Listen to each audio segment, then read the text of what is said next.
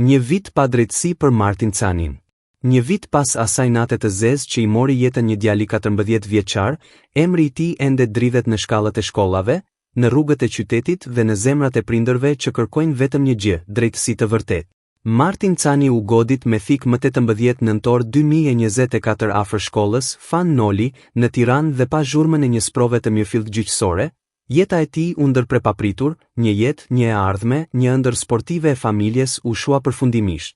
Prokuroria e Tiranës, pas hetimeve dhe provave, ka kërkuar dënimin me 25 vite burg për të miturin që akuzohet për vrasjen e Martin Canit, një pretencë që aktualisht konsiderohet nga disa si e pamjaftueshme, por që tregon peshën e vendimit që pret gjykatën. Kjo kërkesë u bë publike më së fundmi dhe ka ndezur debat publik e protestash në rrugët e kryeqytetit. Por letra e dhimbshme e prindërve të Martinit, dërguar edhe në ambasadën amerikane, zbulon një ankth më të thellë.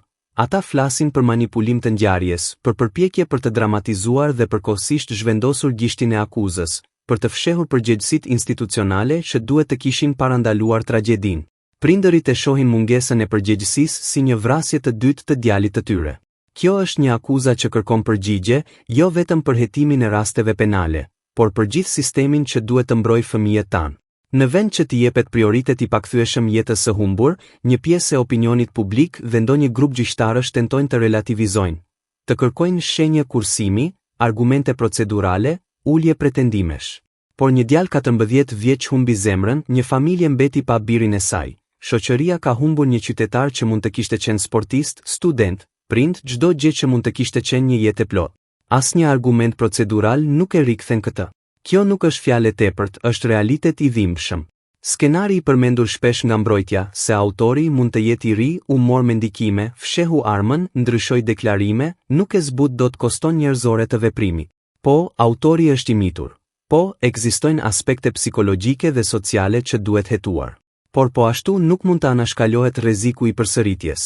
Një person që kryen një akt të tillë, që fsheh armën e krimit dhe manipulohet apo ndryshon her pas here deklarimet, potencialisht mund të shndërrohet në një rrezik të përsëritur për shoqërinë. Sistemi ynë ligjor duhet të bëjë dallimin mes përgjegjësimit të merituar dhe lehtësimit të fajit. Në këtë rast, kërkohet një dënim që jo vetëm shqiptin drejtësinë, por edhe shërben si mësim për të tjerët që mendojnë të marrin jetën e një tjetri. Protestat qytetare që pasuan vrasjen e Martinit, marshime simbolike drejt Ministrisë së Arsimit, kërkesa për dorëheqje dhe përgjegjësi, nuk janë teatër politik. Ato janë thirrje për përgjigje institucionale. A do të pranojmë që shkolla, familja dhe shteti të jenë të pambrojtur përpara një fenomeni që rritet me shpejtësi? A do të lejojmë normalizimin e dhunës midis të rinjve, apo do të ndërmarrim masa rrënjësore për ta ndaluar atë? Në mungesë të veprimeve konkrete, fjala drejtësi humbet kuptimin. Kjo nuk është një thirrje për hakmarrje, por për përgjegjësi të fortë dhe të qartë. Kur një jetë privohet në mënyrë kaq të rëndë, reagimi i shtetit duhet të jetë proporcional me peshën e veprës, jo vetëm për të dënuar individin, por për të rivendosur besimin e publikut në sistemin e drejtësisë.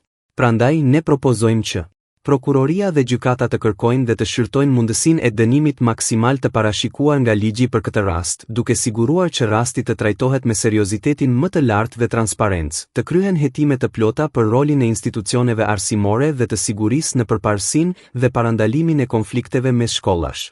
Programet e ndihmës psikologjike dhe ndërhyrjet preventive në shkolla të rriten dhe të financohen, për të parandaluar që konflikte të vogla të kthehen në tragjedi.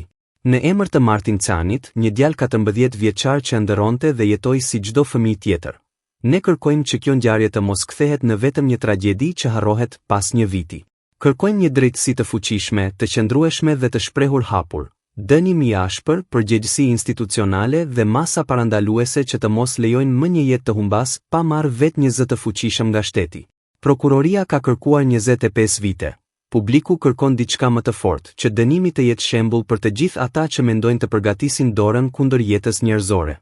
Martin nuk mund të kthehet, por drejtësia mund të ngrihet mbi humnarët e ignorancës dhe lehtësimit të fajit. Për familjen e tij, për qytetin dhe për çdo prind që dërgon fëmijën e tij në shkollë me shpresën se ai do të kthehet i gjallë, kjo është e vetmja rrugë që merret seriozisht.